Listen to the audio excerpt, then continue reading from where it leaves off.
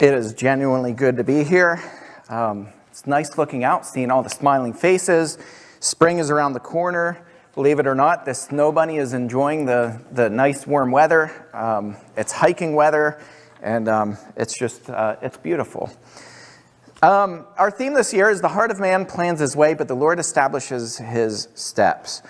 And also we've been talking about this process of loving neighbors, getting into the lives of people who are close to us, spending time with them, loving on our neighbors, getting them to love God, helping people to fall in love with God. During class this morning, we talked about the responsibility that we have as Christians. We have a responsibility in handling other people's souls. It is a major, major responsibility. And if we are not steering people towards God, we're steering them towards eternal damnation. And then finally, serving others, getting into the lives of people and helping people to meet their needs. This morning I'm going to talk about what we do when we find ourselves in sin. It's not really something that we talk about very often. There's not really any particular reason why. It's just, it's not the most pleasant subject, but I want to talk about it in a way that I think will hopefully resonate with people and connect with them. I am a product of my upbringing. And I think all of us are products of the way that we were raised from the time we were very little. The way that you're raised as a child really impacts the way that you think well into adulthood and maybe even forever. I was taught certain things about what was a sin and what was not a sin. And the way that I was raised may not be the same experience for everybody else, but some of you I think will resonate, and other people will be like, yeah, it wasn't really my experience. So this is not like a blanket. This is everybody's experience. This is just me speaking about my experience. I was taught that there were all of these sins that were out there, and our job as good little Christians is to avoid them at all costs and don't do them. Stay away from them, or you'll go to hell. So we were taught things like smoking is bad.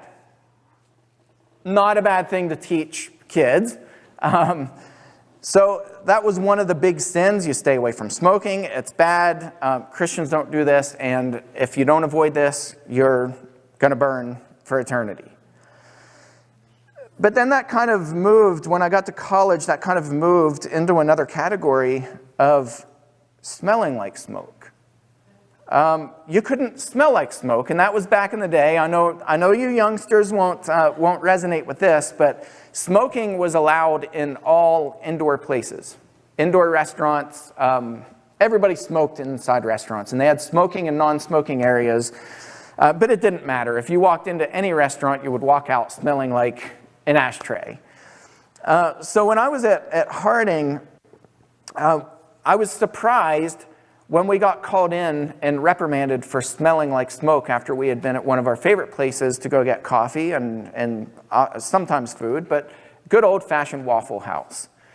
And it got to the point where we refused to stop going to Waffle House because we didn't think that we were sinning by going to Waffle House where other people smoked. And it got to the point where one of the girls who was a good friend of mine who actually grew up around here, her RA would drive through the parking lot and would look in the windows looking for her. I'm not kidding. And would report her to the dean every time that she saw my friend inside the Waffle House. I learned that drinking was a big sin. Again, not a bad thing to teach kids, but not much conversation around responsibility, things like that. It was just drinking is bad, don't do it. Same with sex. I was taught that we didn't really talk about intimacy and about normal relationships and about falling in love and, those sorts of things. That was like never mentioned, just that sex is bad, don't do it. This is one some of you will relate to. Dancing. For some of you, this was one that was like one of those kind of on the fence. It was like a slippery slope, maybe not a sin, but it was one of those slippery slopes. If you're caught dancing, then it can lead to other things. This was one that was hammered a lot when I was a kid. I heard many lessons about no instruments. But again, it didn't stop with no instruments, and we didn't talk really about what meaningful worship looked like. We just talked about what you don't do as a believer. But it moved beyond this. I heard many arguments growing up, and then when I got to college, those arguments intensified about listening to Christian music, and that one kind of caught me off guard because I heard arguments that secular music is okay, Christian music, because you could be worshiping technically, is a sin and will lead you to hell. Risky clothes. You wear clothes that aren't, put our big X around that. Risky clothes, right? This probably was more so for females, but I heard a lot of talks about this. From the pulpit, I heard talks about this in Bible classes, that you don't wear clothes that are too revealing because that will lead other people to sin. Not that you should check your heart and that you shouldn't harass other people, but that you don't wear clothes that are too risky. And that also applied to shorts. There were certain hours on campus that we were not permitted, no student was permitted to wear shorts. In the hours that you were permitted to wear shorts, they couldn't be too long. Often, again, girls were targeted more than boys, but there was the credit card rule where girls would be checked at the door, and they would take a credit card from the top of the kneecap, and if your shorts were higher than that credit card, you had to go back and change your clothes. And it wasn't just like a small deal. This was like you went to the deans and got talked to about your Christian faith and all these things, and are you a true believer? A lot of my friends personally quit going to school or quit going to church, probably for the rest of their lives, because they were told that they were living in sin. Long hair was another one. We were not permitted, guys were not permitted to have hair longer than the shoulders. I am now rebelling for what I couldn't do in college, so I'm growing the fro, and then I'm going to pull it down eventually. I'm not really. But we couldn't have long hair. This was another one too. When I was a kid, probably more so than anything else, but you couldn't joke or laugh ever in the context of any kind of worship. And I remember Mike McKay and I getting in a lot of trouble at camp because we were joking around while we were singing Arky Arky of all songs, and we weren't serious enough, so the person leading the song stopped and reprimanded us for joking during this serious time of singing Arky Arky. Cliques were another one. We were told that having groups of friends that didn't include everybody was a sin. That you couldn't have your own. By the way, cliques sounds like a bad thing, but if you look up the definition, it's just people who have similar interests and who spend time together. That's it. But we were taught that that was a sin and you don't do it. Conversations about problems. We didn't talk about problems because we were told that that wasn't putting our faith in God. That you don't talk about problems as Christians. You know, we kind of stuff that down and just deal with it, and you turn the other cheek and you move on. Improper baptisms. I was not taught how to fall in love with Jesus. I was not taught about the significance of madly falling in love with Jesus and committing my life with him for eternity. Rather, I remember being quizzed about, do you really know everything that you're doing? You know, it's kind of this checklist we go through. And then the age-old warnings that, what if you die in a car crash on your way to be baptized? Don't you know that you'll rot in hell for the rest of your life? That's what I was taught about baptism. Kids serving was another one. Thankfully, we have kids, and we're equipping kids, and we have kids involved, but that has changed because this was a die-hard line in the sand. It's an absolute sin for kids to serve. And finally, I was not taught lessons about the value of Christian women and what women were capable of, many of whom in my life are absolute heroes of mine, spiritual giants in my life. I have many, many women who are absolute spiritual giants, and they literally can move mountains with prayers and the ministries that they do.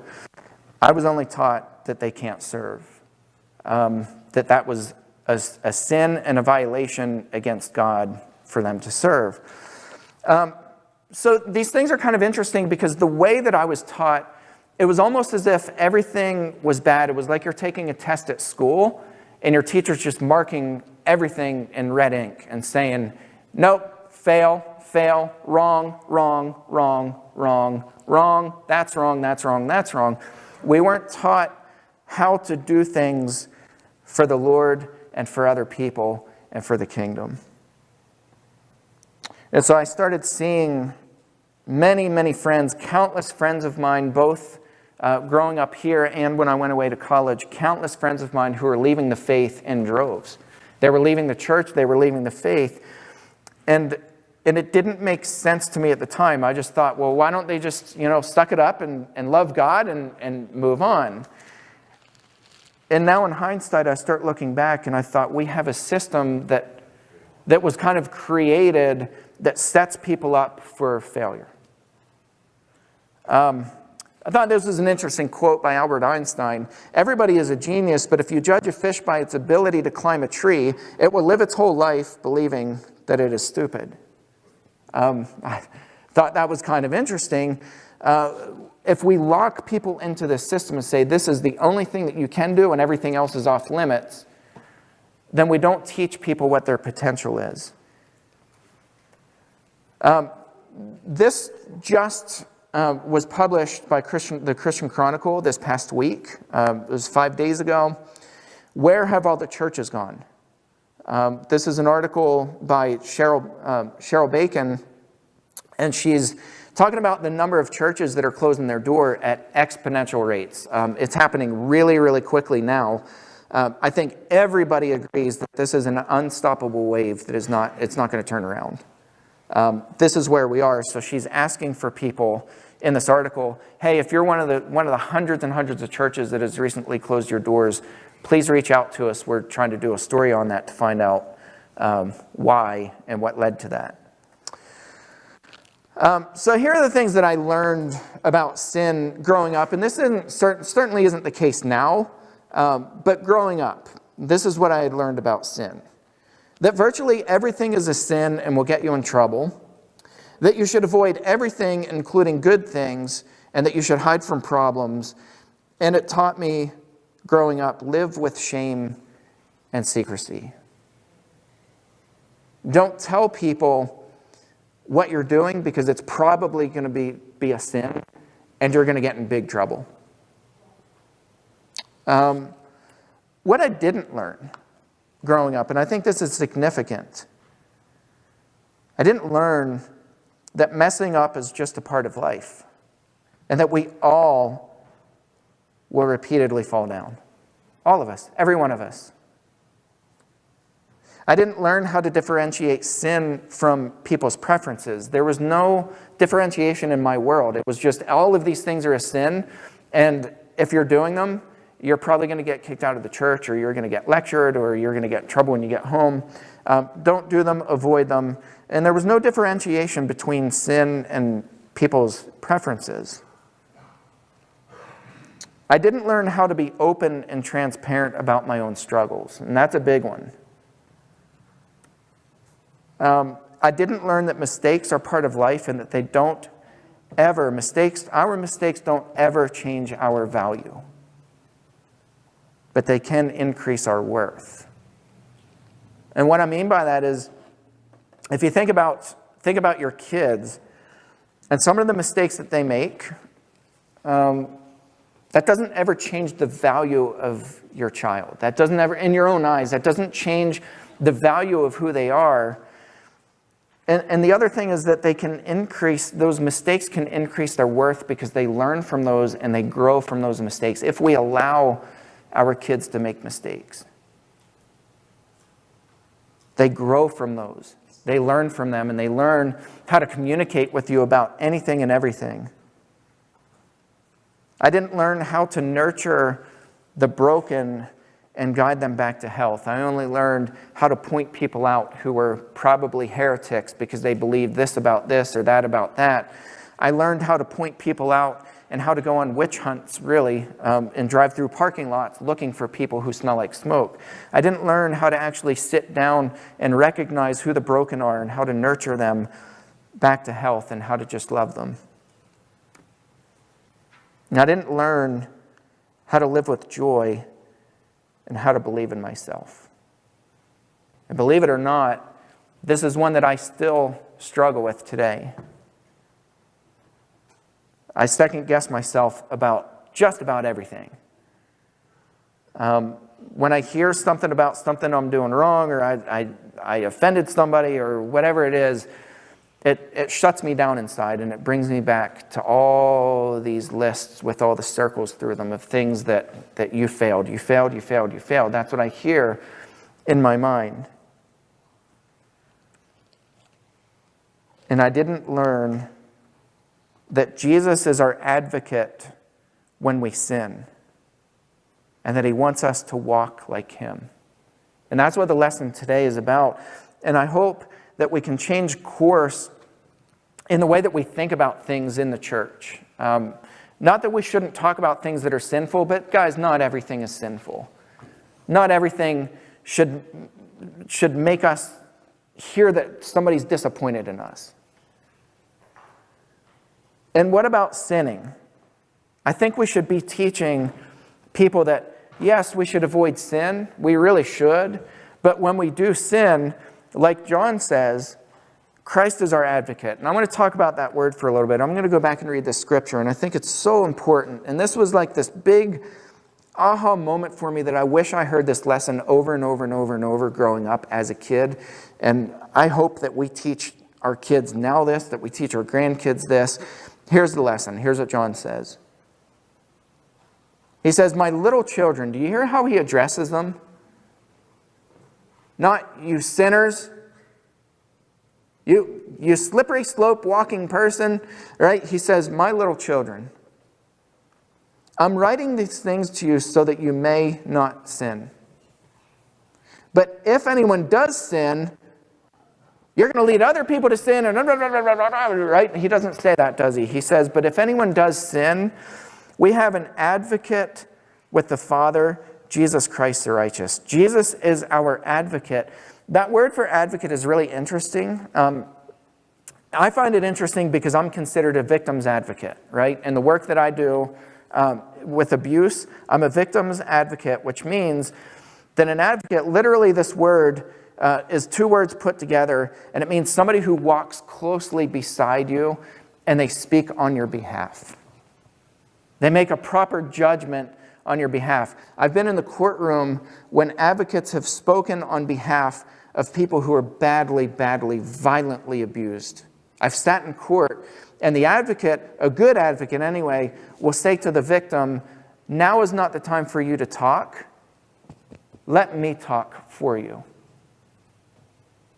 Because I know your heart, I know who you are, I know your brokenness, and I'm going to make a good judgment on your behalf."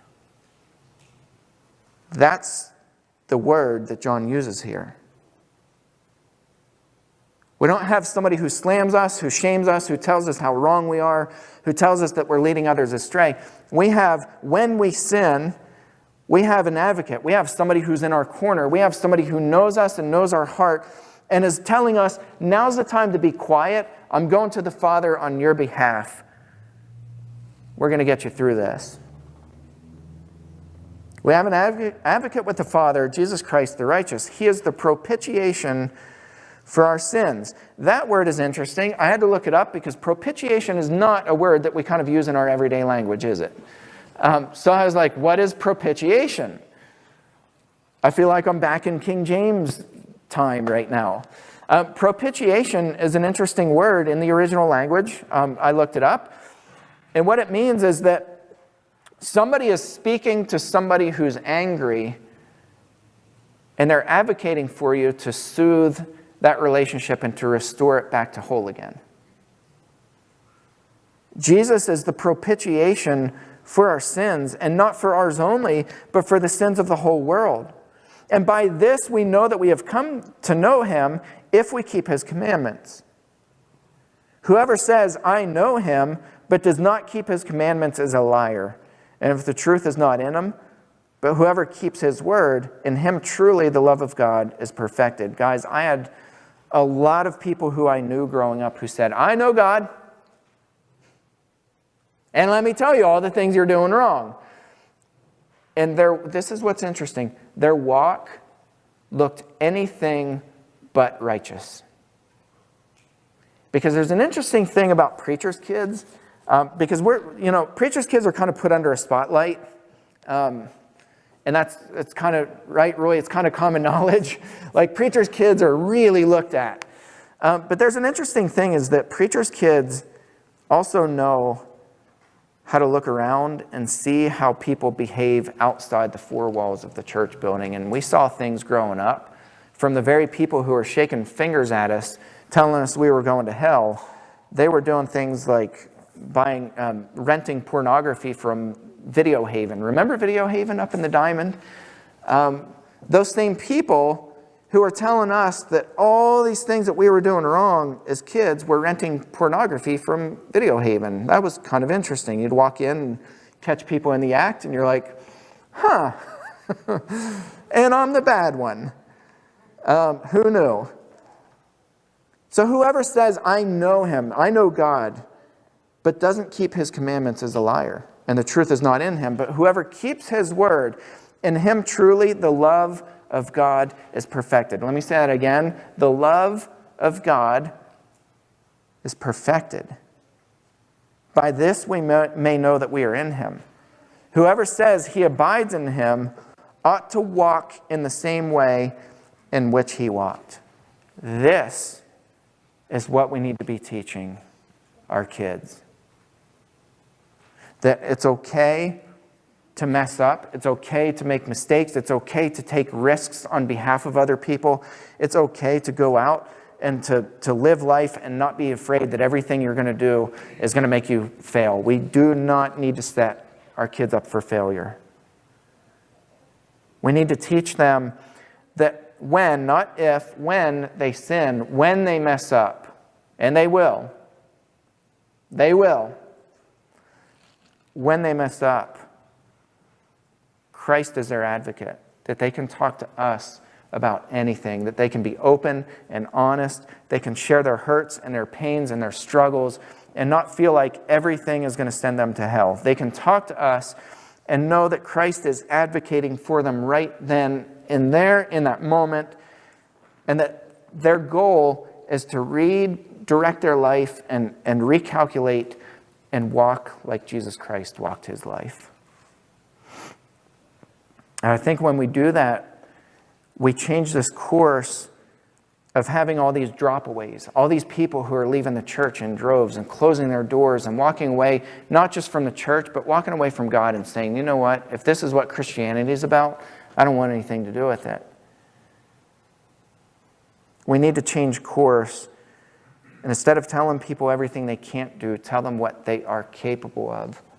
That they're capable of loving and loving fiercely, that they're capable of walking into people's homes, people who are hurting and people who are broken, that they don't have to be afraid and scared and intimidated and that you're not a good enough Christian and you don't know enough Bible and whatever it is, all these lies that we tell people, and we can change that and say, you can march right into that house and you can sit down with the person who's dying and you can say, I love you. I love you the way that Christ loves you, and I'm here for you no matter what. And I think when we demonstrate that, when we look like the way Christ walked, that Christianity becomes so much more appealing. That the church becomes more appealing, that Christ himself becomes more appealing, that instead of lecturing people about all the ways that their baptism could go sour and that they could die in this hypothetical fiery crash on their way to baptism, then instead of doing that, we can teach them to fall in love with Jesus Christ. That putting him on in baptism is not a burden, it's a blessing.